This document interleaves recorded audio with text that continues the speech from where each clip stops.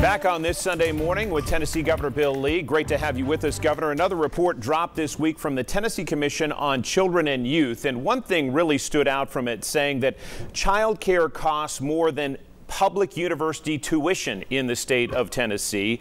One of the things it suggests is that capping families' income at 7%, as that would be as much as they would pay into child care, could put about $14,500 back in the pockets of families across the state. Is that something you would support, number one? And number two, if not, where do we go from here? Yeah, that report, by the way, is put out by the Tennessee Commission on Children and Youth, which is a state commission. I make appointments to that board.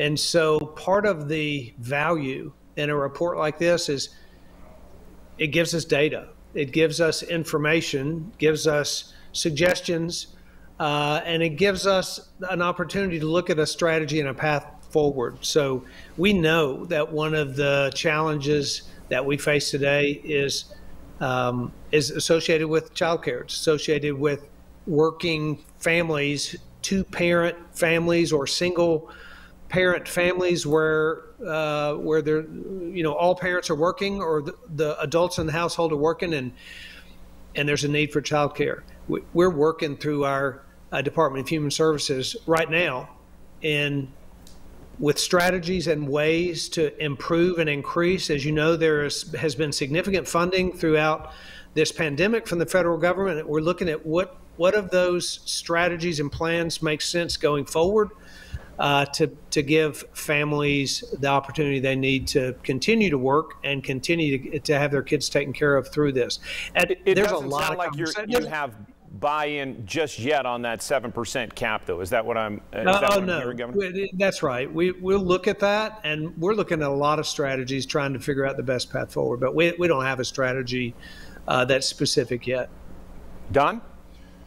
So, Governor, I appreciate your comments about the economy and the state of our economy, and I think largely what you said is correct. I am concerned, though, and curious as to if you have a response or a plan for the fact that while we have a very low unemployment rate in Tennessee, we also have a correspondingly low compensation rate for our workers.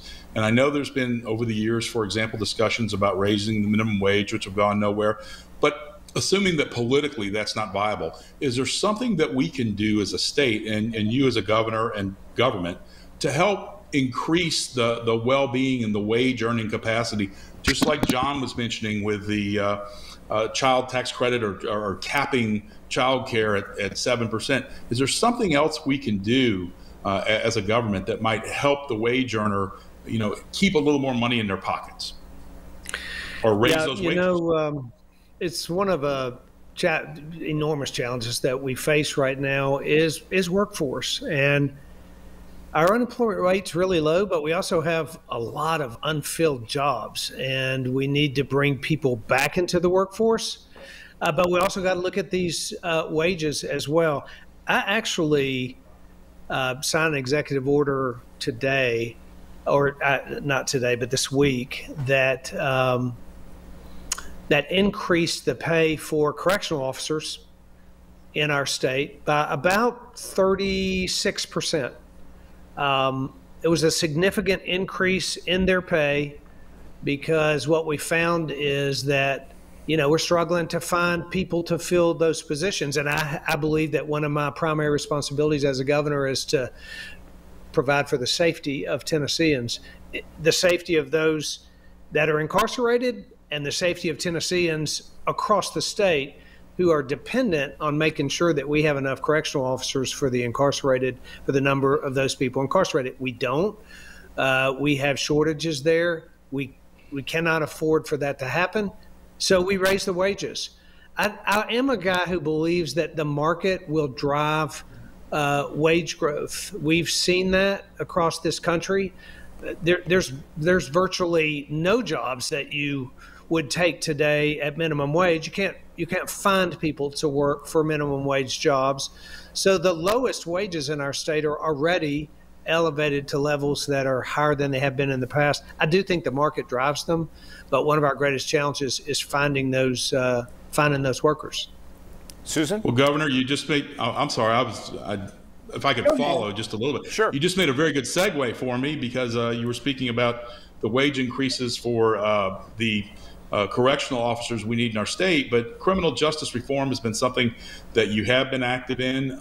As a criminal defense lawyer, it's something I've paid very close attention to.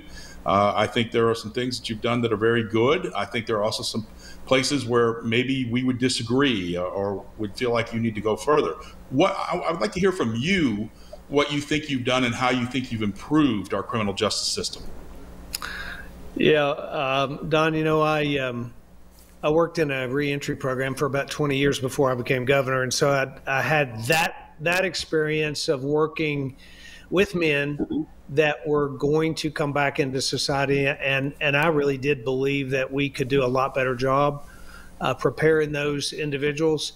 Everybody gets out of prison, just about 95% of the people sitting in a jail cell are going to get out in our state, and they're going to come back into our communities. So the degree to which we prepare them and provide pathways for them that's going to be a direct reflection on public safety. That lowers the crime rate, lowers the cost of incarceration for taxpayers, and it changes those people's lives too. They're coming back in. So we passed the Alternatives to Incarceration Act, which I think is something that will profoundly improve the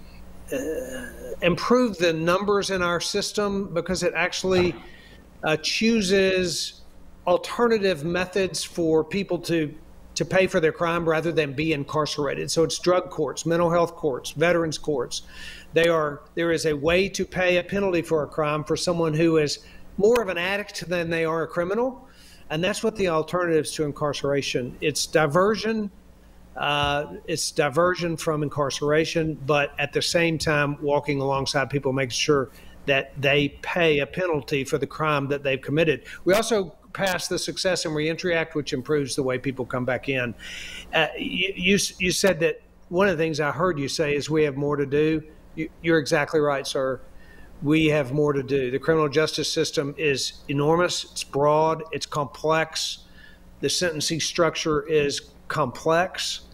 And it's a little bit like any other very important issue to me. You make some big steps, but you never stop. When something as important as public safety and the criminal justice system, we should continuously look to make improvements in the things we do. We're going to take another quick break on Inside Tennessee. Back with more of our conversation with Tennessee Governor Bill Lee right after this.